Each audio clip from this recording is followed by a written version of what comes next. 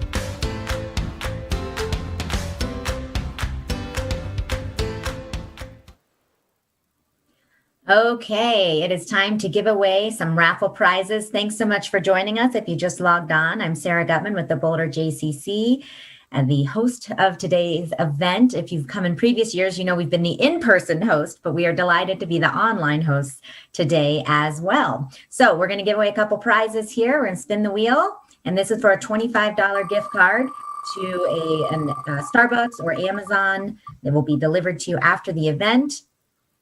Congratulations to Jolie. We're going to do another one. Hang tight. Let's spin the wheel again.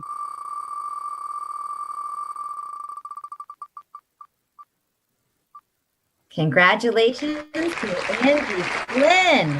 All right, we're going to go back to the appreciation scrolling list of names, and then we'll do one more raffle before the event begins in earnest at 11 a.m. Thanks again for logging on.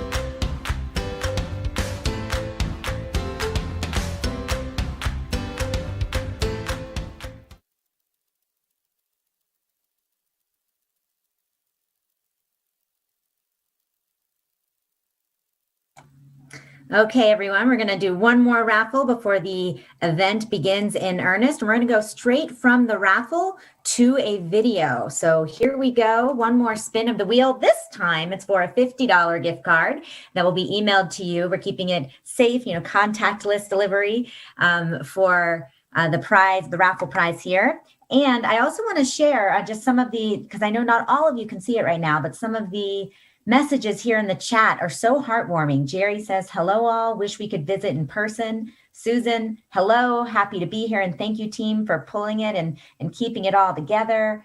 Kevin says he's having brunch with cinnamon toast. But then Don says, no bacon? And and John says, thank you, AINC. And there are lots of other really nice notes here about missing each other and wishing we could gather in person. But we are, separate but together right now. Let's go ahead and spin the wheel one more time before we begin the Volunteer Appreciation Bash. And it's Thomas. Congratulations, Thomas. Everyone, enjoy our event. We're actually, Dan and Reed on site. We have about 1 more minute. So maybe let's scroll names for 1 more minute, and then we'll start right on 11 a.m. at the dot.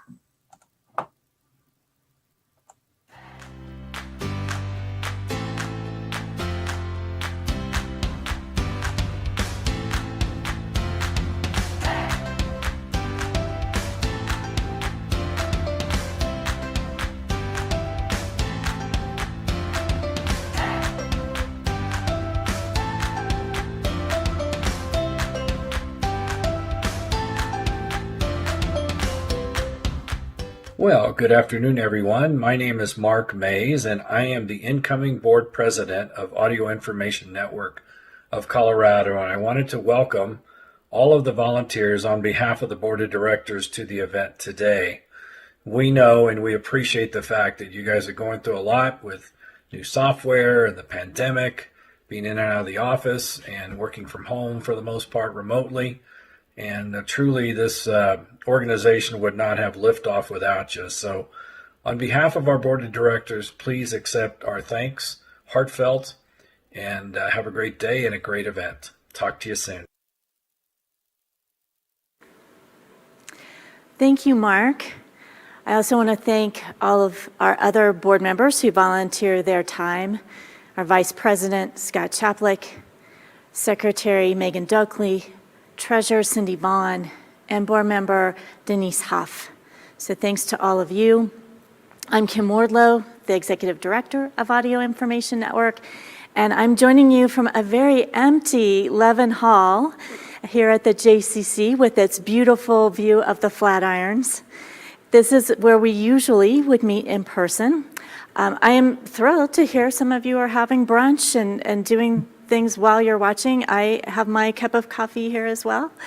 So we appreciate you all joining us virtually this year.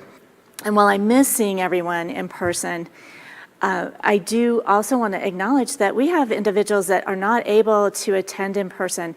And during the pandemic, we've had an influx of volunteers locally, but from all over literally the world.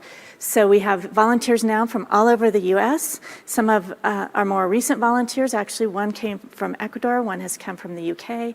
So we're expanding our volunteer base, and it's great to be able to have folks here virtually with us. February is focused on all matters of the heart, so I think it's appropriate that we are expressing our appreciation and gratitude for you. Normally you would be able to meet and talk to all of the AINC staff, and certainly since everyone's been working at home, recording at home, you have not been able to meet folks. So I just wanted to introduce the rest of the AINC staff members to you. Well, good afternoon, everyone. So Kat Bradbury is the person that you will have had contact with as our Director of Programming and Volunteer Services. She will have done your audition and assigned your program to you. Alexandra Flynn is our Tech and Communications Coordinator. You may or may not have had some contact via email or phone with her, but she is the person that makes sure your files go where they need to go and works with the volunteer portal to be sure everything is coming through and getting messaging out to you. Mary Young is our Manager of Strategic Partnerships. Matt Cassane is our Listener Services Coordinator. And Dan Diaz de Leon is our Office Administrator.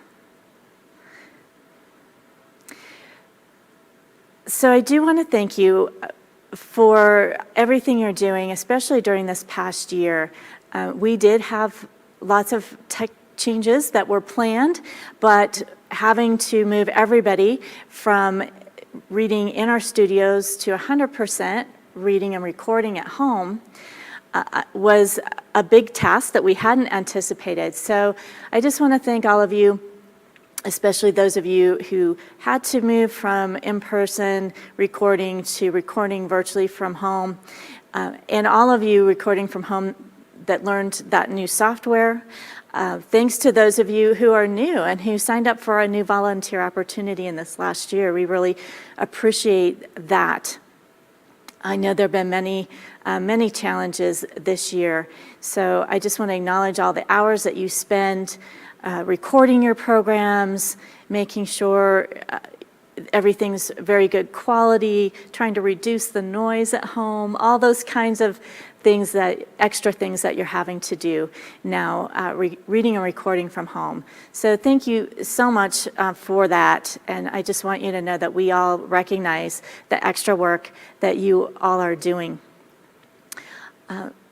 Your work this past year, it's always been important, and your voice has always been something that our listeners have looked forward to. But in 2020, this was even greater for them.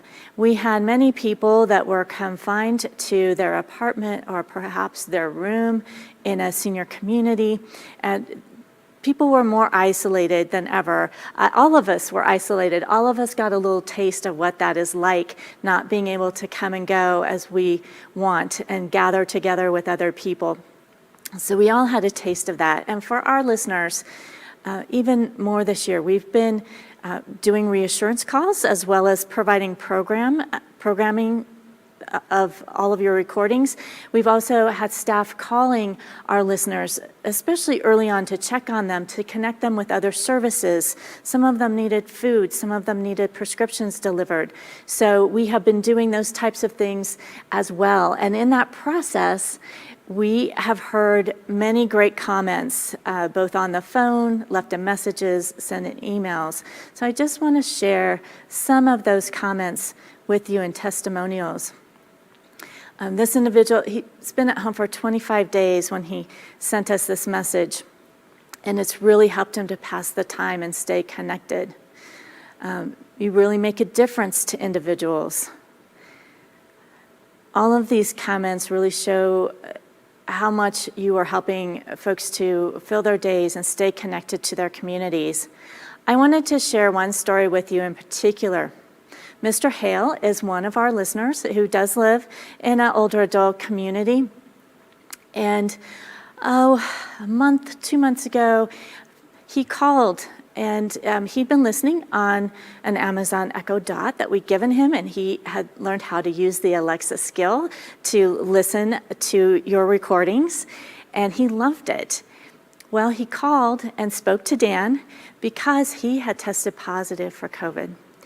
And his community had an area where they were quarantining individuals who had tested positive, and he needed to temporarily relocate to that area, and he was not going to be allowed to take his dot with him. And he was very concerned how he was going to listen to AINC without his Echo. So this particular community, it is a low-income community, but they are very progressive in getting technology and services for their residents. And they have a tablet program for anyone who would like to learn how to use a tablet. And even with his low vision, he was able to learn how to use the voiceover and use his tablet. So Dan walked him through how to listen to AINC podcasts on his tablet. And he was so happy because he could take his tablet with him into that area. Well, the big happy ending, of course, is that Mr. Hale recovered, and he's doing very well. And he called us to thank us, and he said, "I don't know why you're so good to me."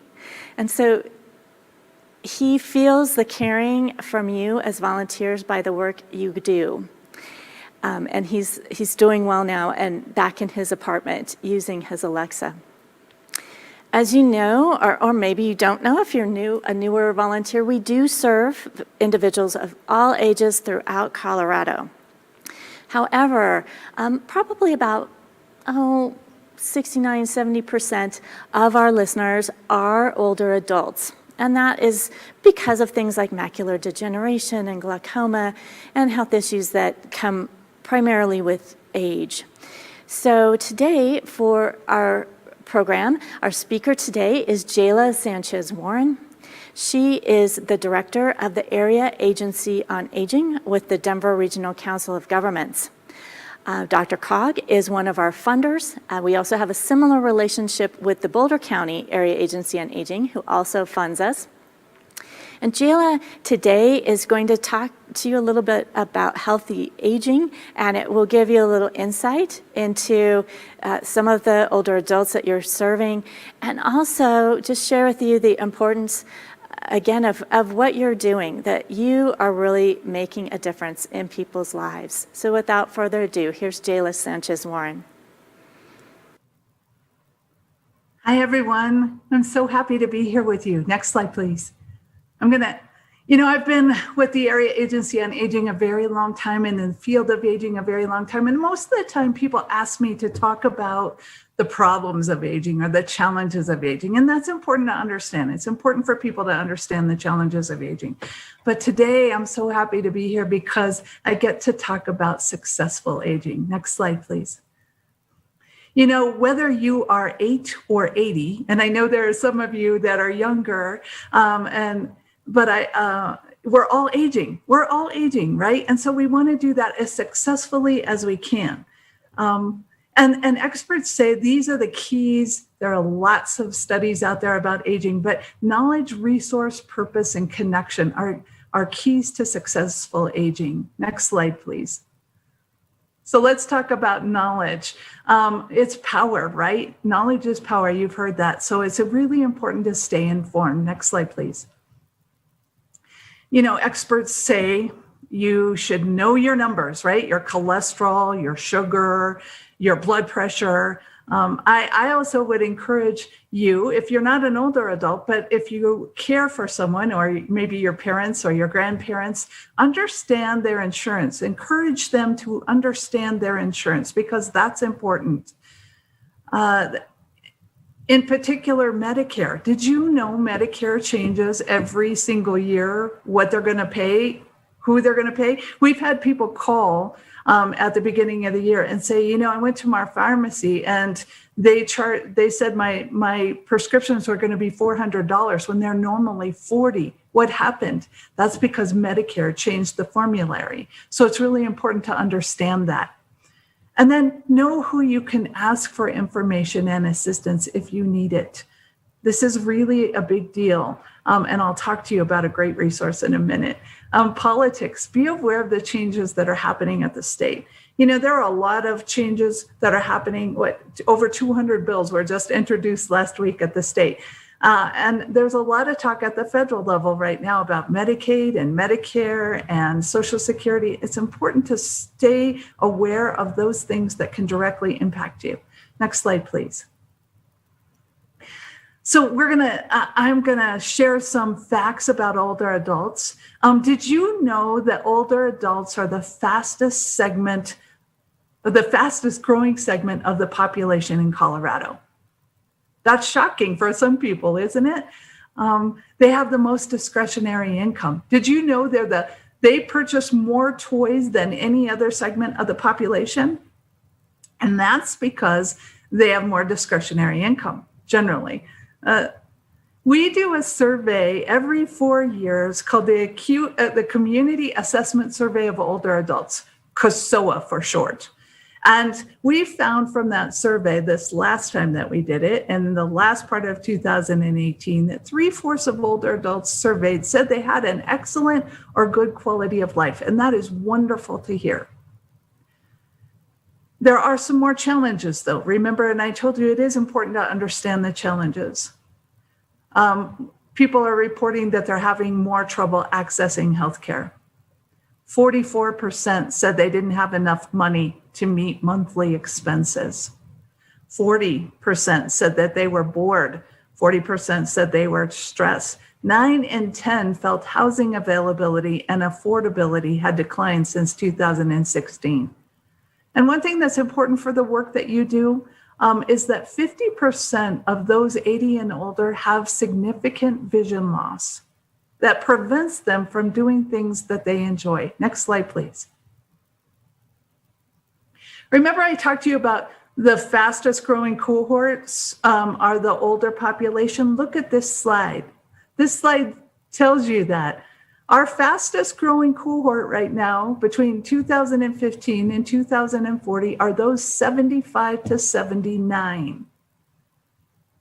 That's by 200, but look at the 90 plus, 219% growth in that period. All the six fastest growing segments of the population are 65 and older. So what does that mean for the way we do things, right? The way we develop our services, the way that we develop our communities, for housing, for tax base, right? Because older adults tend to spend more money on services and less money on goods. Goods are taxed, services are not. There's all sorts of challenges with an aging population, but you know what? It's an honor to age. Next slide, please.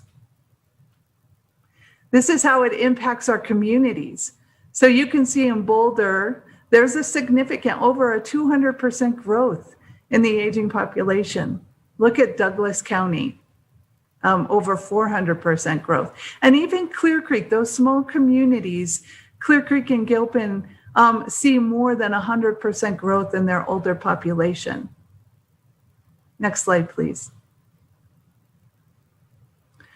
The second part of aging successfully is understanding your resources. And there are a lot of components of resources, personal resources, people that you can depend on, right? People that you can go to if you need help, those people that will bring you joy. I think that's also important.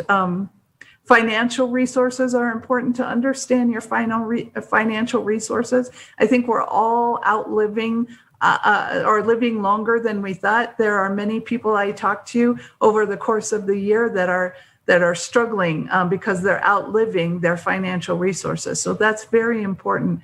But I want to talk to you about community resources, and in particular, the area agencies on aging. Next slide, please. So the area agencies on aging are basically here to help you age better, anybody. We do serve people 60 and older. It doesn't matter their income, doesn't matter where they live in our area. Our job is to support people to stay in their homes, but also to advocate and protect them if they have to move out of their homes. We have over 500 facilities, nursing homes and assisted living in the metropolitan area of Denver. And we run the long-term care ombudsman program, and our job is to advocate and protect those folks living in those facilities. And then we provide and fund services. Next slide, please. We're a federally mandated program under the Older Americans Act.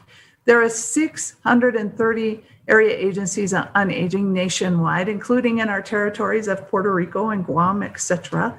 And there are 16 in the state of Colorado. Dr. Cog is the largest area agency on aging, and you all might be familiar with the Boulder Area Agency on Aging, which is our partner that serves Boulder County. You know, the good thing about this is that you can call an area agency on aging in any part of the country if you need services or have a loved one. Say your mom lives in Idaho and you're worried about her and you'd like someone to help her. You can call your area agency on aging.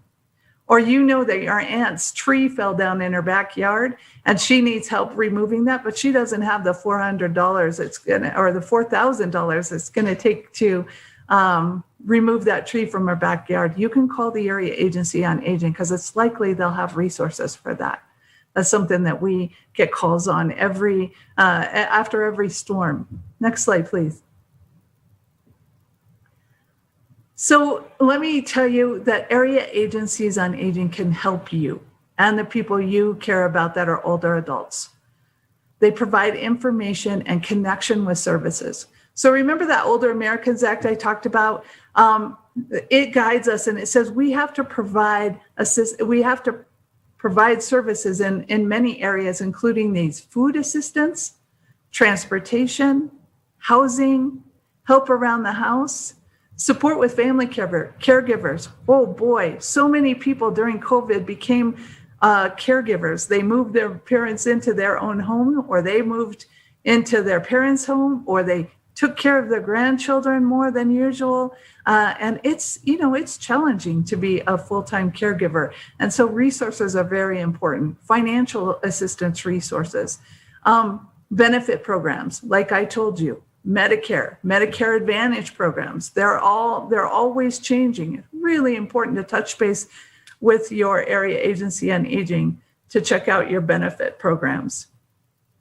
And then if people or if you need help anytime in your life, or once you're 60 and over, with grocery shopping, cooking, bathing, dressing, again, all those things that help people stay in their homes and communities for as long as possible. Next slide, please. So if you have any questions around aging, we may not fund that service. We may not know it right away, but we know who does. So you call the area agency on aging in your community, or in your wherever that older adult that you're concerned about, call that area agency on aging to get service information. If you're an academic or you're very interested in aging issues, you can get demographics from us. Every area agency on aging does an area plan on aging. We have gap analysis, and we have that survey that I told you about, the community assessment survey for older adults. All of that's available. If you want to reach another area agency on aging, you can call Dr. Cogg's area agency on aging at 303-480-6700. Next slide, please. So this is that final area, right? I want to talk about purpose. Purpose is so important. Next slide. Viktor Frankl said, having a reason to live is essential for living a worthwhile life. What is purpose? Having goals, a sense of direction, feeling that there's meaning to life. It's associated with positive health outcomes, being happier, sleeping better, responding better to stress, and living a longer life. Next slide, please. The lack of purpose is sometimes hard to find. And when you don't have purpose, it's associated with depression. And, before COVID, in that CASOA survey I told you about, 33% said that only 33% said they had meaningful activities to do. Only 33%. 34% said they had meaningful work to do. Imagine what that might be now. I talked with someone in Byers recently who hadn't left his house since March. And he was really wondering what his purpose was and when it was going to end and what it all meant. I think it's really challenging for those older adults. But you all know a secret to life and a secret to having purpose because you volunteer. 93% of people said volunteering provided them with a sense of purpose. Next slide, please. Connection.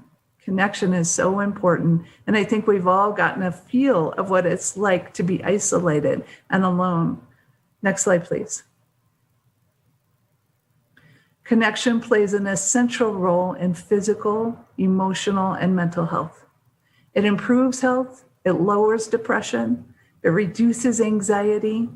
We had lots of folks, and that's why we funded many providers, like Kim said, to do reassurance calls to help reduce the anxiety, to provide connection, and to reduce, hopefully, depression. It increases empathy. It improves self-esteem. It improves feeling of self-worth. And that improves access to information, right? Kim, again, talked about how important it was. People just didn't know in the beginning of COVID. And right now with vaccines, they need a place to call. Remember, knowing your resources, knowing who to call when you need help is so important. Next slide, please.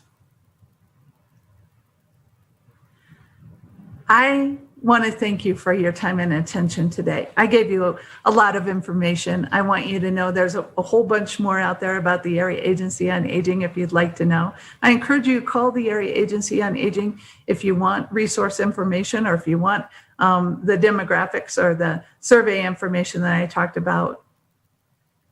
So I hope I was able to share some knowledge with you, right? That's the important thing. To better understand the resources of the Area Agency on Aging, to help you feel a little more connected to your fellow volunteers, your organization, and the broader community. But most important, next slide, please. I want to celebrate your purpose. Your volunteer work is so important. You help people age more successfully. Remember, whether they're 8 or 80 or 108, you're helping them. Your work helps people access knowledge, helps them understand the resources that are available to them. You give them purpose. They have a reason to get up in the morning, right? We heard that from Kim about the person who was living in the assisted living and had to move into the isolation unit. They didn't want to do that without you all. Knowing someone cares is so important, and it gives them something to look forward to. It's a way to stay connected. So I want to say thank you for all the work that you do. It's so important. I want to celebrate you. And please know that what you're doing for folks is so very important. Thank you. Next slide, please.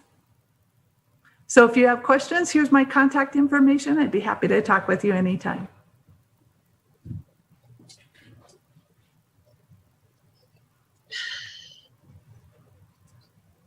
Jayla, thank you so much for your inspiring words and for joining us today to share this very important information with us. 2020 was a challenging year. Some of the challenges of last year continue through today as we're holding our first virtual volunteer bash. The format today may seem different than when we met in person, and the event is definitely shorter. There will also not be any bacon or pancakes unless you cook it yourself. In mid-March of 2020, we transitioned all of our volunteers to remote. Some of our volunteers were not able to meet the technology challenges to transition over. We added many new volunteers to replace those who were not able to transition over to remote readers, as well as for coverage of our ever-expanding programming. 2021 is the year our organization turns 30. For those of you that have been with us over the years, we are grateful for the commitment to our mission that you have shown. You have seen our organization grow and expand our services. You have witnessed how those services are delivered to those who rely on us for the information we provide. It is easy as sighted people to take for granted the ability to access news and information we choose. Our listeners do not have the same luxury. Even with the advent of new technologies, which have increased accessible modes for those with vision challenges, the essential programs we provide can only be accessed through our services. There is no technology out there that can replace the human factor, which allows us to serve those who count on our services. And you, dear volunteers, are that human factor. We exist today because of the dedication of volunteers like you. We would like to thank the many new volunteers who have started with us recently, as well as those who have been with us for years who are just not celebrating a mile marker for 2020. Even during these difficult times, we've continued to exist because of the dedication of our volunteers. We would like to thank all of you for taking what was a hope and helping to turn it into a possibility. As we move forward, AINC has many exciting changes coming. Please remember, you have an important role in AINC, and today we're here to celebrate you. Alex Flynn is AINC's Tech and Communications Coordinator, and she's created a video showing volunteers what happened to your files when they reached the control room. Let's view that. As a volunteer of the Audio Information Network of Colorado, you put so much of your time and energy into creating programs for AINC listeners. Working from home, you spend time setting up your recording space, gathering materials, recording, and finally submitting your file into the volunteer portal. It may seem like your audio files go into a void of mystery once you hit that upload button. But really, your file is processed out to a variety of platforms, so listeners can get their news, information, and entertainment in an accessible way. During the historic COVID-19 pandemic, our listeners have needed you more than ever. Physical isolation can make it harder for our listeners to stay connected and informed. But thanks to you, 86% of our listeners say that your programs help them feel connected to their communities. I thank AINC for helping me be strong and know what the world is doing at the time of the virus. I will not be afraid because I will be able to find something to help me. Did you know that thousands of blind, low vision, and print disabled Coloradans are listening to AINC? Results from a 2020 survey say that 76% of our listeners tune into your programs several days a week or more. But this year, your programs reached beyond our listeners in Colorado.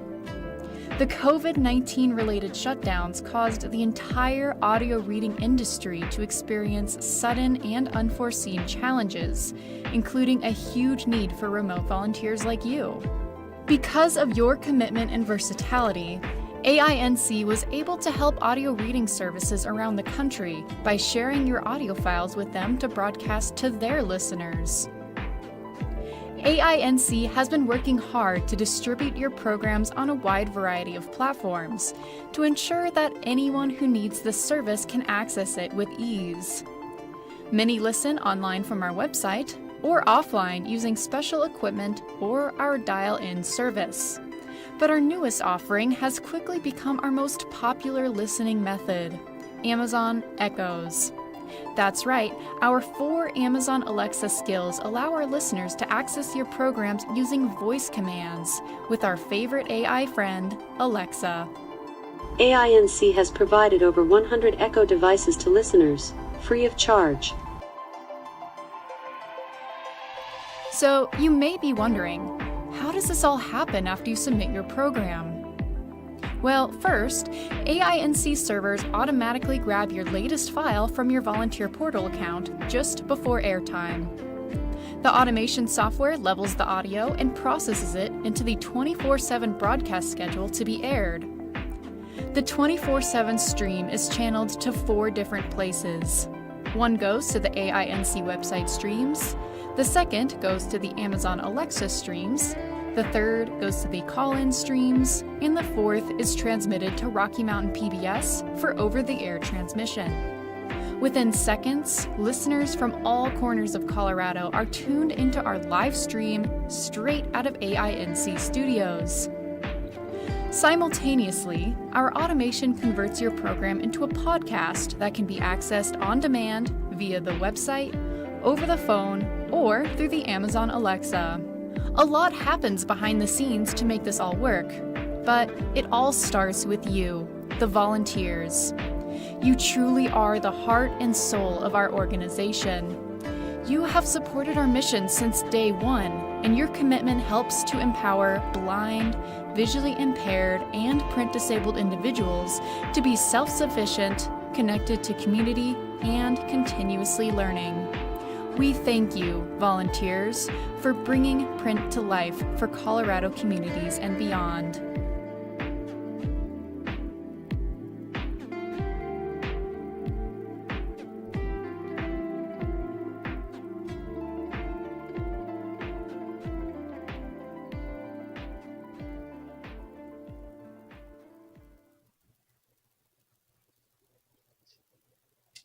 We're going to start off our volunteer recognition program today, acknowledging our volunteers who are celebrating their 5-year anniversaries. Gary Voorhees, he reads the Adams County News. Lori Hendrickson reads the Grand Junction Sentinel. Emily Labar, Children's Bookshelf. Marinelli Monero Goodwin. Diane Adler, The Denver Post. Julia Avila, Reflejo Espiritual. D. Marie for Yoga. Bill McCann, The New York Times Magazine. Ron Jones, Fort Collins, Coloradoan. Melinda Powers, The Loveland Reporter Herald. Thank you to all of our volunteers celebrating the 5-year markers.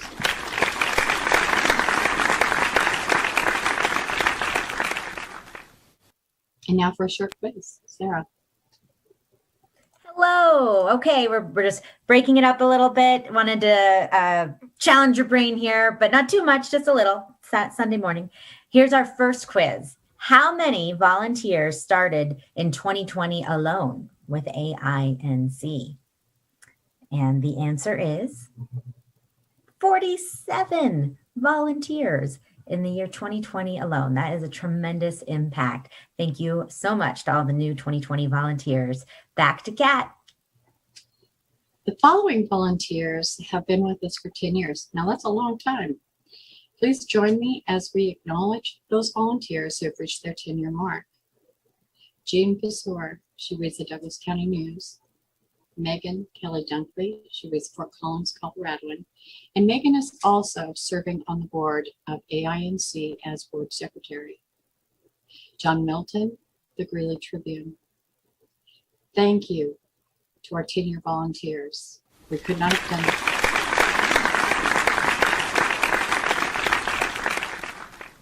And Sarah, and the short quiz. Okay, quiz number 2. What was the first region AINC covered with broadcasting? The very first region. I'll give you a moment. Okay, the answer.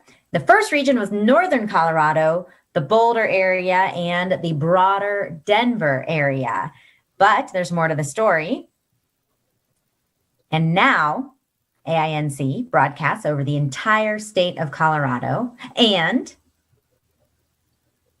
with the internet, you can access AINC services anywhere I'm going to go ahead and say, okay, maybe I was going to add galaxy, but that might be a little extreme, but anywhere on this globe, anywhere on this world. Back to Kat for more volunteer appreciation. Please join us as we recognize our 15-year volunteer. Kate Gordon reads the Colorado History Program, and she joined us back in January of 2005. She made the transition from recording in the studio to recording and submitting her files remotely. As of the date of this year's celebration for the year 2020, she'll have been with us for 16 years. Thank you, Kate, for your service. And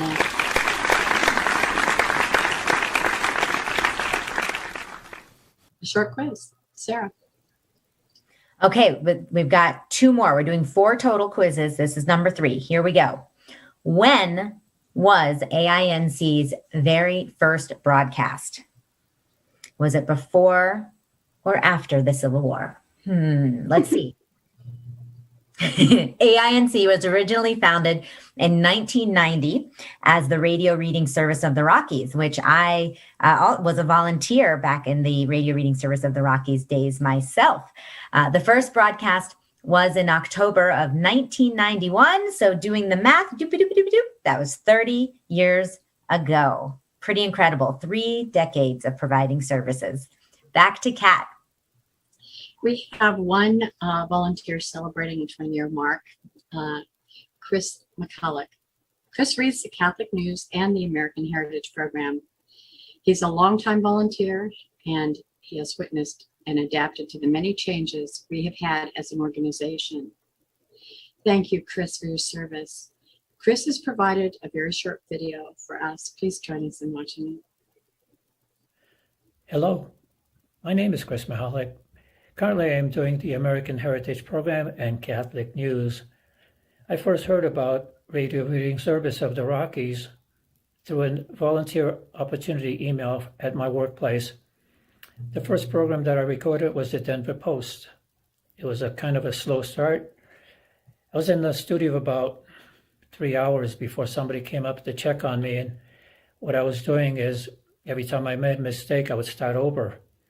and then I was informed that it's okay to make a mistake. Over the years, I've done several programs before settling on the two current ones. And over those years, I've had the opportunity to work with a great bunch of volunteers and staff, including David Dawson, Paul, whose last name nobody can pronounce, Pam, Kat, Kim, and of course, Mrs. H. In the last 20 years, we have gone from providing radio receivers with an FM1, FM2 switch to where we are right now.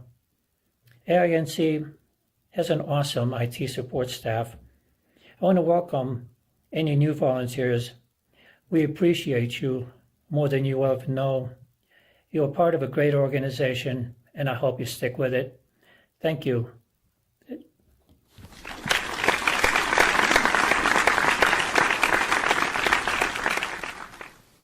Thank you, Chris, for your years with us. And let's go back to Sarah for another quiz.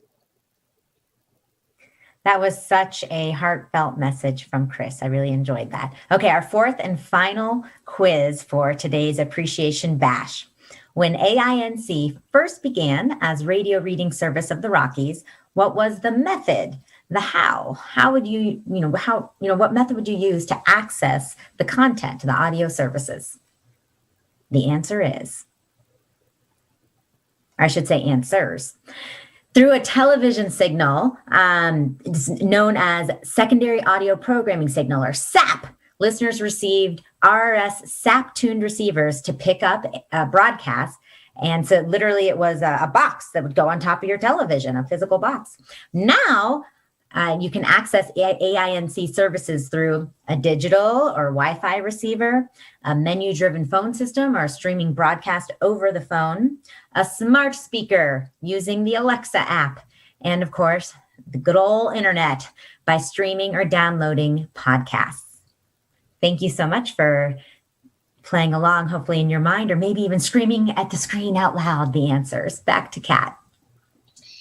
Please join us in recognizing our 25-year recipient, Wally Clark. Wally's been with us long enough to have witnessed the many changes and challenges we've gone through as an organization serving the blind. He's helped to staff many of our fundraisers over the years and has rolled with the punches as our technology has changed from in-house production using reel-to-reel tape to the audio feed format currently produced remotely. As a live broadcast reader, he made the transition when we all moved in-house readers to the remote reading format. Thank you, Wally, for your many years of service. Now, Wally has created a very short video for us to watch today since we can't be together in person. Please join us in watching it. In 1995, I was a volunteer for the American Cancer Society in Boulder, which was then at Broadway and Marine Streets. And one day through the door came a fellow who introduced himself as being from the Radio Reading Service of the Rockies. And we had talked for a while, and all of a sudden he said, you know, you have a great radio voice, and you need to come down and audition to read for our service. And I mean, after all, who wouldn't fall for a line of baloney like that? So I went down there, and that was at 5290 Arapahoe, and met Regina Hager. And Regina set me up for the audition, gave me a script and everything, and I recorded. And we sat and listened to the recording afterwards. And with a very straight face and looked me straight in the eye, she said, "You'll do." So, and I did. And I was assigned a reading partner. And she and David Dawson assigned me the Rocky Mountain News to read for 90 minutes on Friday mornings. Well, during that time there, I did serve on the board of directors for a couple of years, and I also organized 2 Brewfest at the Millennium Hotel in Boulder. We moved from there on to Central Avenue over in the industrial park, and we were there a short time. And we struggled with our neighbors there and with a marijuana grow farm. And so we moved to our present address on 55th Street. Also during that time, I was assigned a reading partner, Bill James. He's been my friend and my good friend, and I admire him greatly. We've been reading together for more than 10 years. So also, things changed hands at The reading service became the Audio Information Network of Colorado, and David Dawson retired, and Kim Ann became our leader, and Kat keeps track of more than 100 volunteers. So things are really going in wonderful modern studios. When I look back at things, I realize that I believe anyway that I've recorded more than 1,200 broadcasts, and I've recorded more than 40 kids' books. So it's been a great ride. I've enjoyed every minute of it. And so for the last time, this is the Audio Information Network of Colorado. Thank you for joining us for my swan song. My name is Wally Clark, and we invite you to please stay tuned for our next program. Thanks for the memories.